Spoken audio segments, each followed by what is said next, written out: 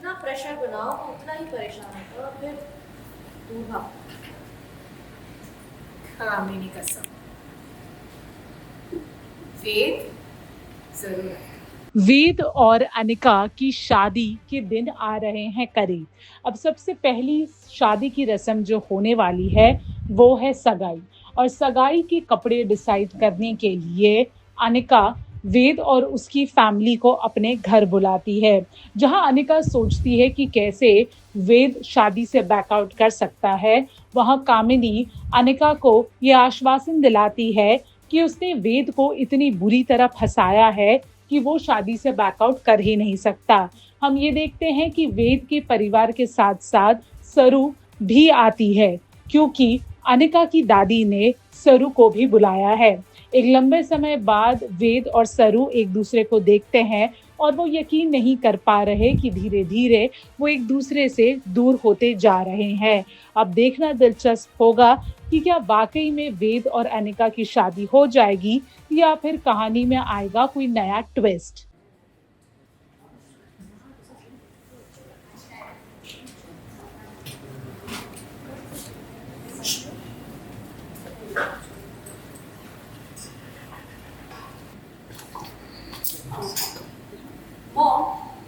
Jewellers designer सब आ गए हैं और वेद है कि उसका कुछ अता पता ही नहीं।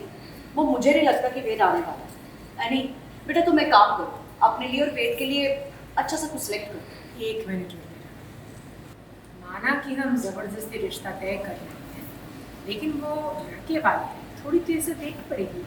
Mom is right now. मुझे नहीं लगता वेद आएगा। उस पर जितना प्रेशर बनाओ वो उतना ही परेशान होता है और फिर दूर भाग।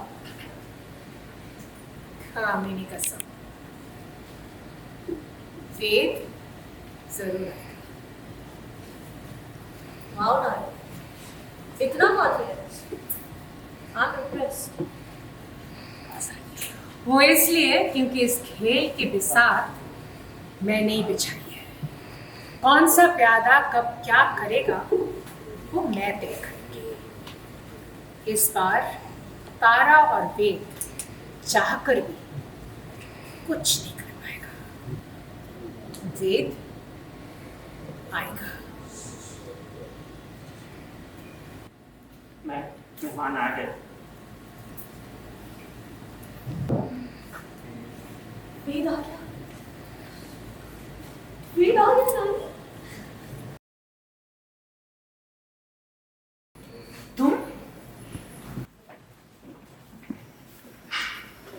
तुम दोनों यहाँ आने की हिम्मत कैसे हुई? इन दोनों को मैंने बुलाया है।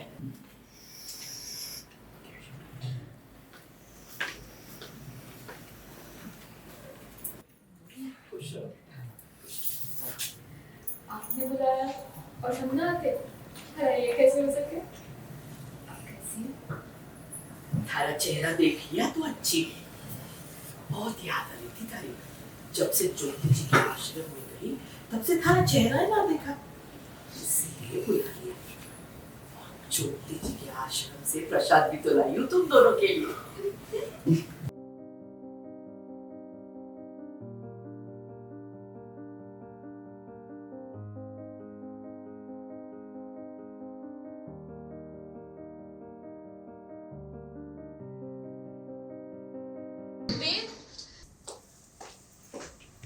तुम आ गए।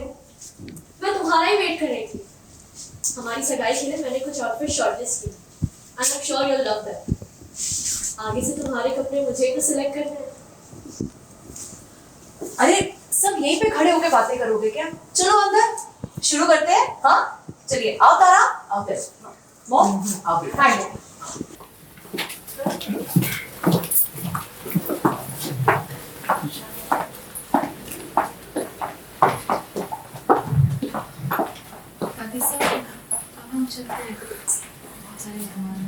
अरे तुम तो घर की हो, इतने दिनों बाद मिली हो। थोड़ी देर रुक जाओ। आओ आओ तो चलो, आजा।